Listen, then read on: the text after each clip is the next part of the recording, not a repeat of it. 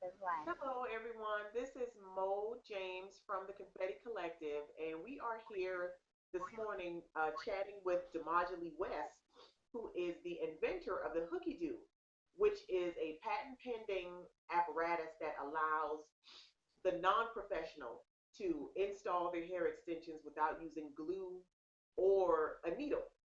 So, good morning, Demajali. How are you today? I'm good. How are you? Doing well. Good to see you.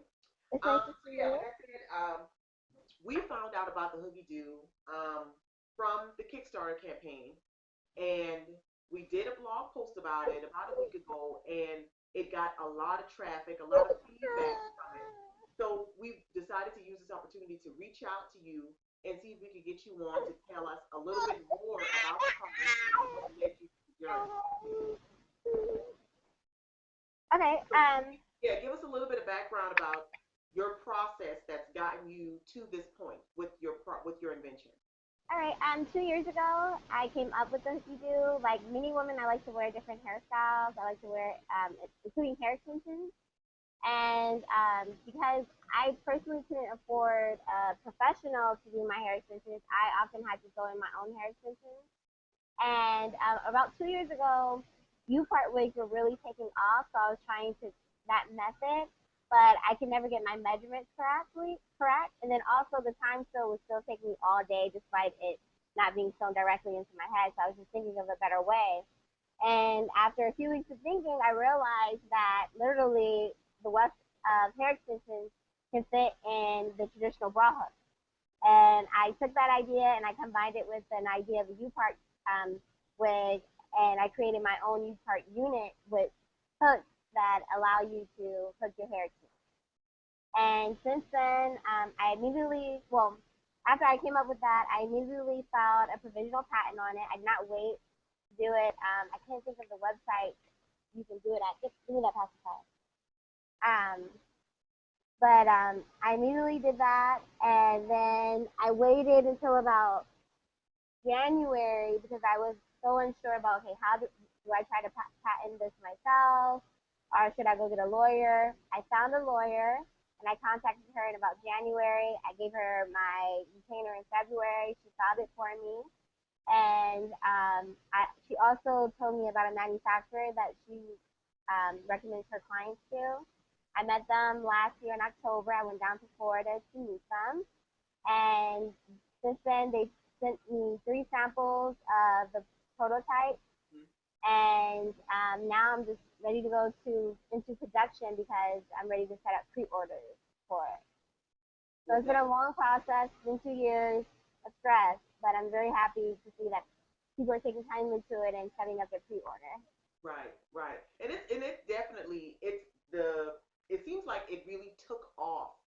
Um, I when I discovered it, I want to say the campaign had been active for about a week, between a week to 2 weeks.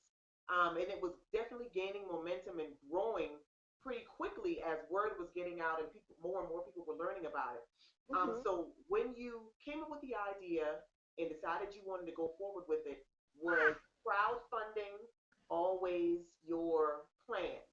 Were you always intending to try to find a creative way, a non-traditional way to raise the money to bring it to market? Um, I was I didn't think that I would have to do cloud. Well, first off, I would have never thought 6 months ago that I would do crowdfunding.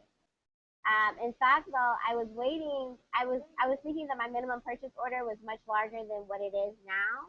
So I was really stressed. I was just thinking about a loan, a loan, a loan. I Hmm. wasn't sure if my audience would be comfortable with crowdfunding. Would they trust that?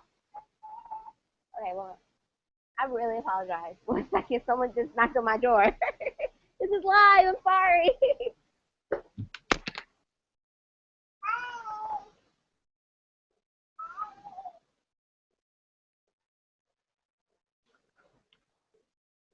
The beauty of live TV.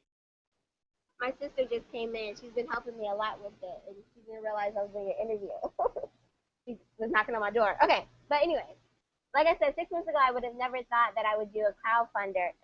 I would do this with crowdfunding Hmm. I didn't have the confidence to do it through crowdfunding at all, and so I was just thinking loan, loan, loan.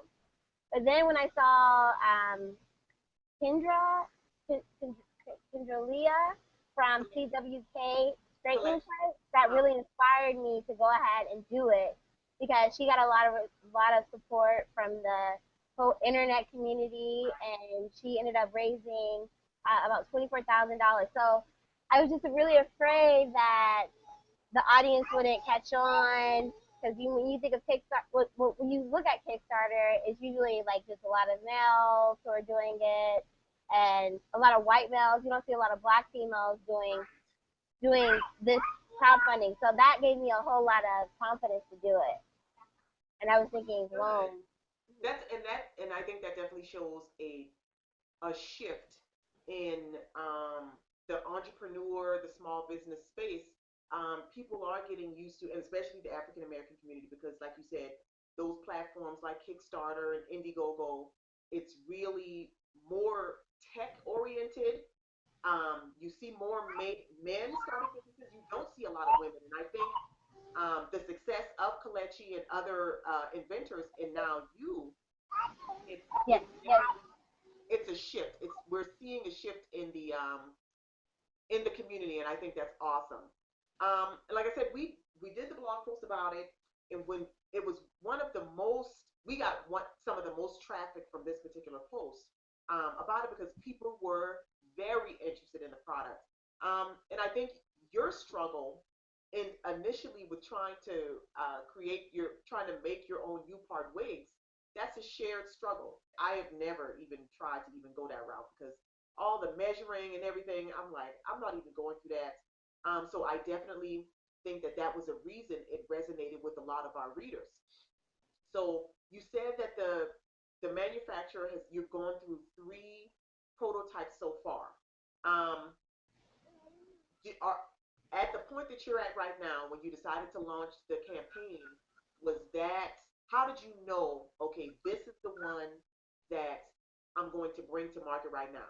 You didn't say, okay, well, maybe I should try to refine it a few more times, work with the fabric, or just tweak it a little bit before I put it out there. well, I knew it was because, how did I know? Okay, well, first off, I want to say when they gave me my first prototype, I realized that I didn't communicate to them the problems that I was having when it came to making Okay. my own.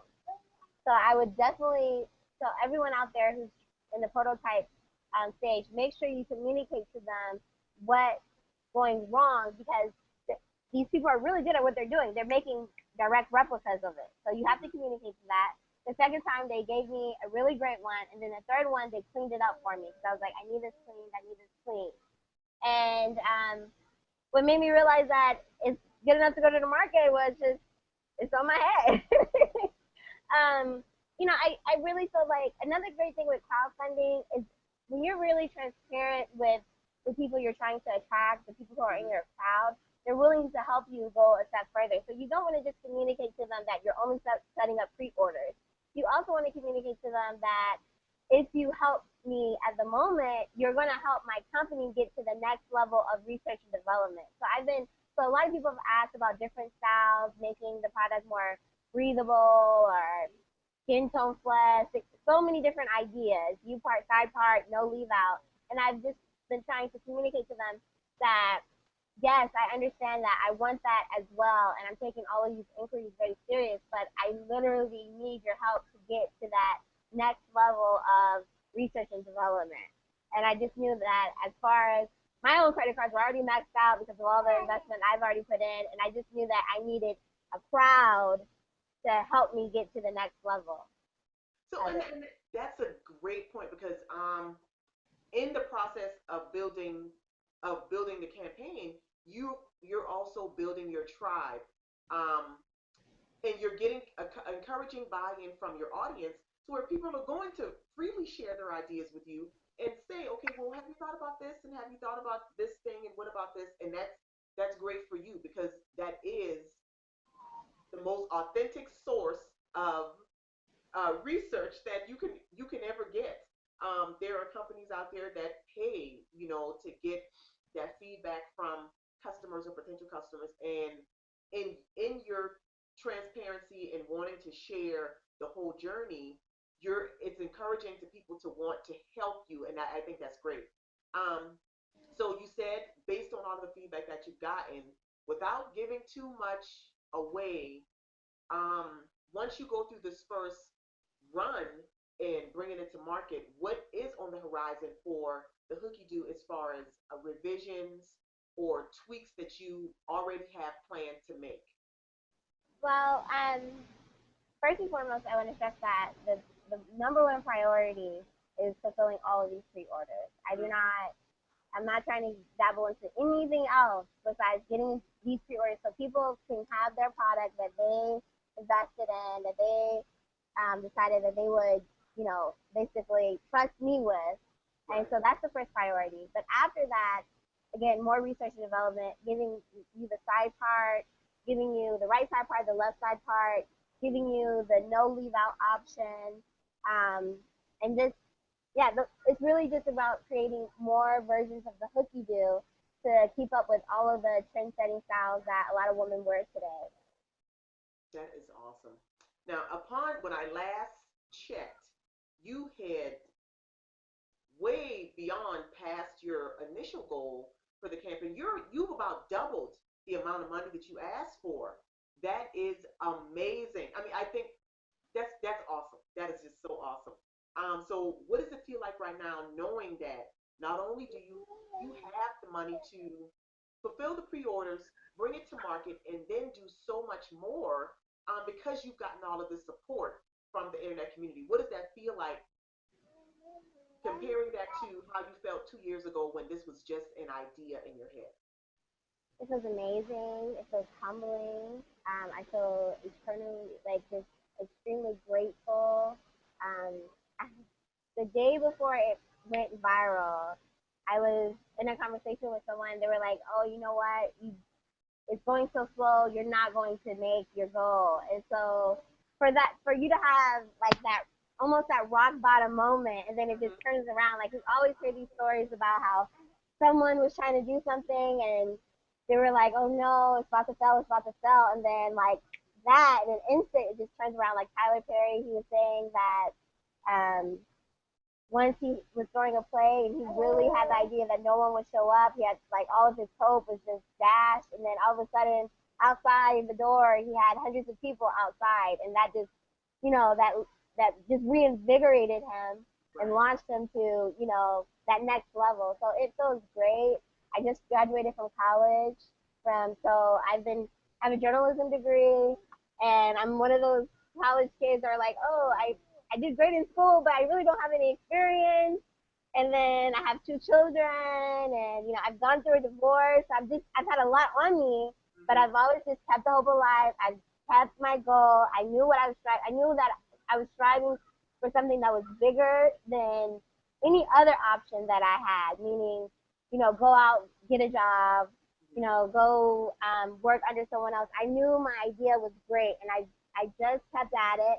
It took a lot of sacrifice. Again, my credit cards are like almost all the way maxed out. but I knew I had something great, and so for this response is just humbling. I'm so appreciative. I'm so grateful. I can I can feel the stress coming out off of me. It's wonderful. Well, that's awesome. And I mean, I have to say, from the perspective of a mother and a recent grad school graduate, congratulations. I'm so proud of you. I'm so proud to see another woman be able to build a life for her family, especially considering all the other life happenings that you've been dealing with over the last few years or so. It's so encouraging. It's so inspiring. It's motivational for a lot of other young mothers, young women, period, that might be toying with the possibility of doing something, but might not feel the confidence to do it. It shows them you're setting a new standard. You're creating a new reality for your family, and I think that's awesome. Um, Thank you so much for coming on and chatting with us. You got some work to do, honey. Yes, I But do. it is so awesome. I mean, I'm so amped. I'm so excited for you. In what's coming. Just just seeing where you've gotten to this point. It's only going to be greater. It's only going to be bigger. Um, it's just going to be awesome. I'm just so jazzed. I can't wait to get my hooky do so I can talk about it and do another blog post about it. I'm just really excited for you. This is an awesome place to be in right now. Thank you so much. Thank you. And it's words of encouragement like yours that have really kept me going. I've heard a lot from my family, encouraging.